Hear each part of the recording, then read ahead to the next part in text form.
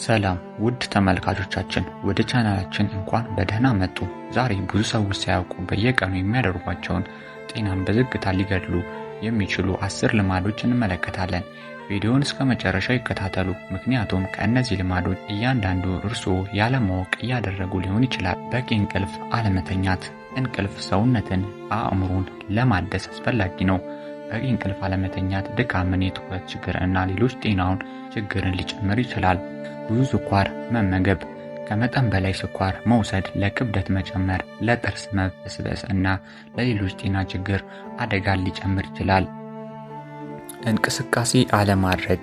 ረጅም ሰዓት ተቀምጦ መቆየት ለልብና ለአጠቃላይ ጤና ጥሩ አይደለም።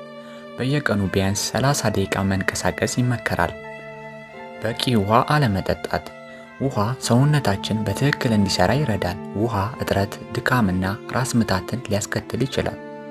ሲጋራ ማጨስ። ሲጋራ ለልብ፣ ለሳንባ እና ለሌሎች አካላት ከፍተኛ ጉዳት ያደርሳል። ከመጠን በላይ አልኮል መጠጣት።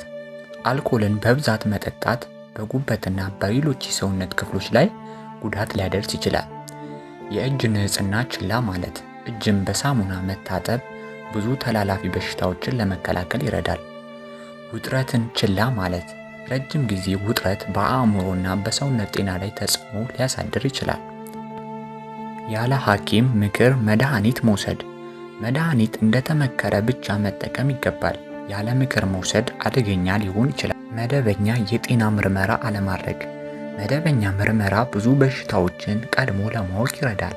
የሕክምና ምክርን በወቅቱ ማግኘት ጤናን ለመጠበቅ አስፈላጊ ነው። ይህ ቪዲዮ ጠቃሚ ሆኖ ከተገኘሎት ላይክ ያድርጉ፣ ለሌሎች ያጋሩ። እንዲሁም ተጨማሪ ጤና መረጃዎችን ለማግኘት ቻናሉን ሰብስክራይብ ያድርጉ። ሰብስክራይብ አድርጉ። ለማንኛውም እናመሰግናለን።